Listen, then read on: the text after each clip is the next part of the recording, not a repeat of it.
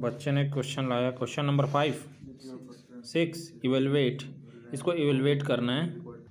ये हमने क्वेश्चन लिख लिया है, ठीक है। अब इसमें हम क्या कर सकते हैं, यहाँ देखो, अगर 1/3 है ना, 1/3 को हम क्या लिख सकते हैं, 3 टू द पावर -1। 1/3 को 3 टू द पावर -1 लिख सकते हैं किस फार्मूले से, 1/a है उसको क्या लिख सकते हैं, इसका पावर सपोज दैट m है तो यहाँ -m हो जाएगा। वैसे ही अपन इसको लिख सकते, 1/3 है, कुछ नहीं मतलब पावर 1 होता है, इसको ऊपर ले जाएंगे एज ए न्यूमरेटर फॉर्म में तो -1 लिख सकते हैं, थे 3 इनवर्स ये लिख सकते हैं। इसके ऊपर कोष्टक है और माइनस पावर अगेन है, उसके बाद इसे भी वैसा ही कर लेंगे, कोष्टक है माइनस पावर अगेन है, फिर से इन सभी में कोष्टक है और माइनस पावर है।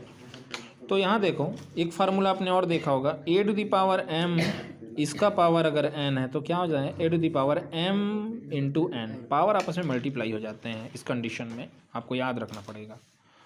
तो यहाँ भी वैसा ही है, 1 1 जा 1 हो जाएगा, -1 मल्टीप्लाई होके +1 बन जाएगी, यानी कि 3 का पावर 1 हो जाएगा, जिसको पावर 1 को लिखेंगे नहीं।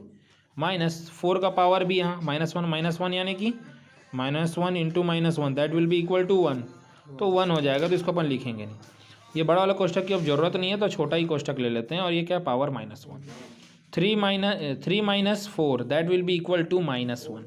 भाई 3 है और -4 है, तो जाहिर सी बात है बड़े वाले मैग्नीट्यूड माइनस का है, -4 बड़ा मैग्नीट्यूड है तो माइनस में आंसर का साइन माइनस होगा, और 3 में से 4 तो जाएगा नहीं, तो 4 में से 3 जब काटोगे तो कितना आएगा, 1 ही आएगा।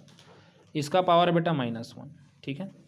अब -1 का ये क्या है, आपको पता होगा, -1 का अगर ऑड पावर होता है तो आंसर क्या आता है, -1। -1 का अगर इवन पावर होता है तो आंसर आता है 1, तो उस हिसाब से तो यहाँ पर आंसर कितना आएगा, -1। ये आपका आंसर है।